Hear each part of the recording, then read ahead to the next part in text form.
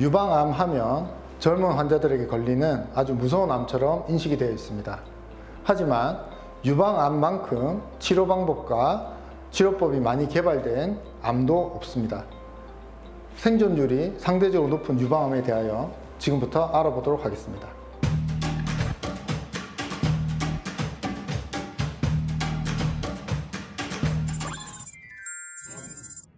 유방암은 크게 세 가지 종류로 나눌 수가 있는데요. 첫 번째가 여성 호르몬 수용체 양성인 경우, 두 번째가 헐투라고 불리는 인체 상피 성장 인자 수용체 양성, 그리고 이 두 가지가 모두 없는 삼중 음성 유방암으로 나눌 수가 있습니다. 여성 호르몬 수용체 양성인 경우에는 일단 전체 유방암 중에 70% 정도를 차지하는 가장 흔한 암이며 상대적으로 덜 공격적이고 약물 치료에 반응을 잘 하는 암으로 알려져 있습니다. 헐투 양성 유방암의 경우에는 아주 공격적인 유방암이지만 이 유방암에 특화된 표적 치료가 개발되어 있기 때문에 최근에는 치료 성적이 좋아지는 추세입니다. 마지막으로 삼중 음성 유방암의 경우에는 예측하기가 힘들고 그리고 젊은 환자분들에게 잘 진단되는 암으로 알려져 있습니다. 유방암의 가장 흔한 증상은 유방에 만져지는 몽울입니다. 대부분 증상 없이 우연히 만져져서 진단되는 경우가 많고요. 그 외에도 유두의 혈성 분비물 또는 피부 함몰, 그다음 귤껍질처럼 피부가 변하는 증상으로 내원하시는 경우도 있지만 이런 경우 대부분 유방의 몽울을 동반하고 있습니다. 유방암의 치료법은 가장 기본은 수술입니다.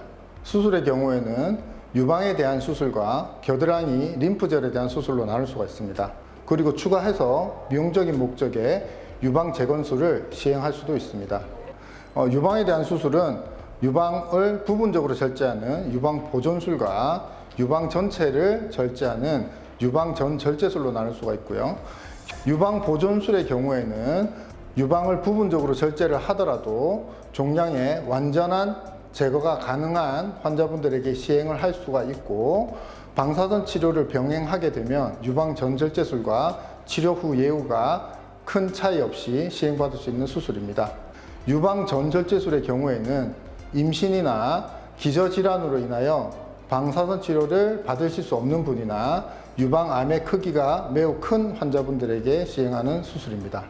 겨드랑이 림프절에 대한 수술은 정확한 병기를 확인하기 위한 것이 목적이며, 감시 림프절 생검은 겨드랑이 림프절 몇 개를 제거하여 임파선 전이 유분을 확인하는 것이고, 겨드랑이 림프절 전이가 확인된 환자는 겨드랑이 림프절 곽청소를 이용하여 수술을 시행하게 됩니다. 수술한 이후 시행받는 항암 화학요법, 방사선 치료, 표적 치료, 항호르몬 치료 등은 수술 후 재발의 위험을 낮추기 위한 데 목적이 있으며, 항암 화학요법의 경우에는 수술 전 종양의 크기를 줄이기 위해서 시행하는 경우도 있지만 대부분 수술 후 시행하게 됩니다. 방사선 치료는 국소 또는 구역 재발을 줄이기 위한 목적으로 시행하게 됩니다. 유방 보존술을 시행한 환자는 반드시 받아야 되는 치료이고, 경우에 따라서 유방 전절제술을 받은 환자에서도 국소 또는 구역 재발의 위험도가 높은 환자에게는 시행하기도 합니다. 항호르몬 치료는 유방암 수술 이후 조직 검사에서 여성 호르몬 수용체 양성이 확인된 환자들이 5년간 먹는 약을 투여받으며 항암 화학요법에 비해서 부작용이 적고 복용이 편리하고, 경우에 따라서는 10년간 복용하기도 합니다. 표적 치료는 헐투 양성 유방암 환자에게 시행받을 수 있는 치료로 항암 화학요법과 병용 또는 단독으로 치료받기도 합니다. 임신 중 유방암이 진단이 되었을 때는 임신 주수에 따른 치료를 하셔야 됩니다. 수술의 경우에는 임신 주수에 상관없이 언제든지 받으실 수 있습니다. 하지만 방사선 치료가 금기이기 때문에 수술의 방법은 유방 전절제술이 될 것입니다.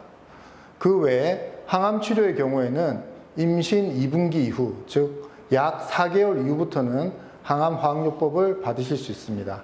그 외에 방사선 치료나 표적 치료, 항호르몬 치료의 경우에는 임신 중에는 금기로 되어 있습니다. 유방암 치료 후 임신에 관한 사항은 고려할 것이 많습니다. 첫 번째는 재발에 관한 문제인데요. 유방암 치료 후 일반적으로 2년에서 3년 사이가 재발률이 가장 높은 것으로 알려져 있습니다. 그래서 가능하면 그 이후로 계획하실 것을 권해드립니다. 유방암 치료 후 임신의 가능성 여부는 치료 중 난소의 기능을 얼마나 잘 보존했는가에 따라 결과가 달라질 수 있습니다. 그래서 젊은 환자들의 경우에는 항암 화학요법 시행 중 난소의 기능을 보존하기 위해서 난소 기능 억제제를 쓰기도 하고요. 경우에 따라서는 난자나 배아를 동결 보존하여 이후에 임신을 계획하시는 경우도 있지만 모든 환자들에게 다 가능한 것은 아니고 각각의 환자의 상황에 맞추어서 진행을 하셔야 될 것 같습니다.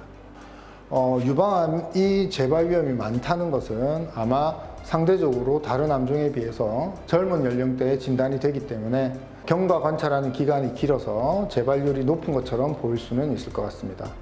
일반적으로 수술만 시행했을 경우 1기 유방암에서는 약 10% 정도의 재발률을 보이고 2기 또는 3기에서는 30에서 40% 정도의 재발률을 보이는 것으로 알려져 있고 수술한 이후 추가 치료를 하시게 되면 이 재발률은 조금씩 낮아지는 경향을 보입니다.